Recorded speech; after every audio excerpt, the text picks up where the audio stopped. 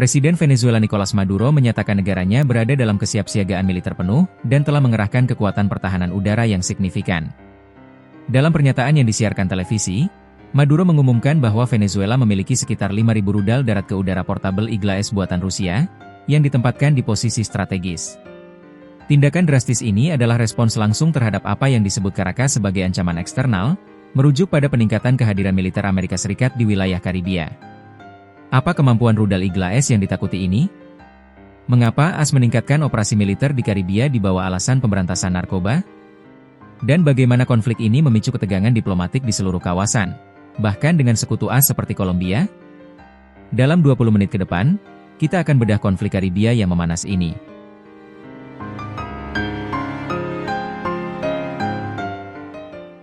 $5.000 rudal Igla-S, pertahanan udara strategis. Fokus utama dari pengumuman Maduro adalah sistem rudal Igla-S. Ini bukanlah senjata sembarangan.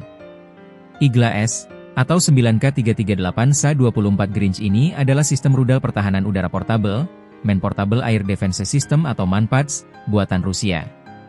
Kemampuan, rudal ini dirancang khusus sebagai rudal jarak pendek yang efektif untuk menghancurkan pesawat terbang rendah, termasuk helikopter dan jet tempur pada ketinggian rendah. Pengerahan 5.000 unit Igla-S secara strategis mengubah lanskap pertahanan udara Venezuela di sepanjang perbatasan dan garis pantai. Venezuela telah menggunakan senjata ini dalam latihan militer sebelumnya sebagai respons terhadap kehadiran militer AS di kawasan tersebut, mengirimkan pesan yang jelas, setiap serangan udara atau invasi akan mendapat perlawanan keras.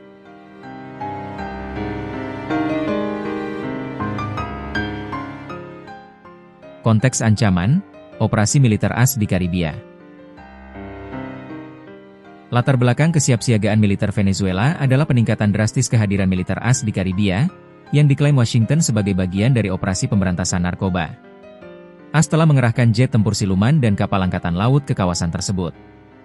Pentagon telah melaporkan ke Kongres bahwa AS dalam konflik bersenjata melawan kartel narkoba di Amerika Latin. Klaim AS mengeklaim telah menenggelamkan setidaknya 8 kapal yang dituding menyelundupkan narkotika dari Venezuela. Tuduhan AS terhadap Maduro.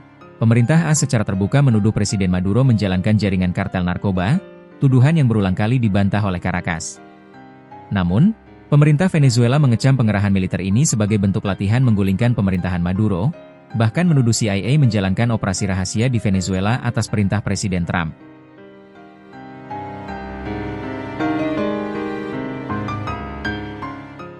Kontroversi hukum dan eskalasi regional. Operasi AS ini telah memicu kontroversi hukum dan ketegangan regional yang signifikan. Pentagon menetapkan kelompok penyelundup narkoba sebagai personel ilegal dan entitas teroris. Namun, sejumlah ahli hukum internasional menyebut operasi penyerangan dan pembunuhan massal terhadap penyelundup, bahkan yang diidentifikasi secara jelas, sebagai pelanggaran hukum. Situasi ini semakin meruncingkan hubungan di kawasan. Ketegangan Kolombia menarik duta besarnya dari Washington setelah perselisihan tajam antara Presiden Kolombia Gustavo Petro yang berhaluan kiri dan Presiden AS Donald Trump. Ancaman Trump menegaskan bahwa kehadiran militer AS berhasil menekan arus perdagangan narkoba. Ia bahkan mengeluarkan ancaman yang sangat provokatif, "Kami siap menyerang para pengedar narkoba yang beroperasi di darat." Pernyataan ini jelas meningkatkan risiko eskalasi konflik dari perairan Karibia ke daratan Venezuela, menjadikan pengerahan rudal Igla-S sebagai tindakan pencegahan yang logis bagi Caracas. Pengumuman Maduro tentang 5.000 rudal Igla-S adalah langkah pertahanan yang mahal dan tegas. Ini adalah upaya untuk membangun zona larangan terbang de facto di ketinggian rendah di sekitar aset strategisnya, mengirimkan pesan pencegahan kepada AS bahwa intervensi militer, bahkan di bawah kedok operasi anti-narkoba, tidak akan mudah. Di sisi lain, AS memperkuat tuduhan bahwa Maduro menjalankan kartel narkoba, menggunakan operasi militer untuk menekan dan mempersiapkan dasar bagi potensi tindakan militer lebih lanjut.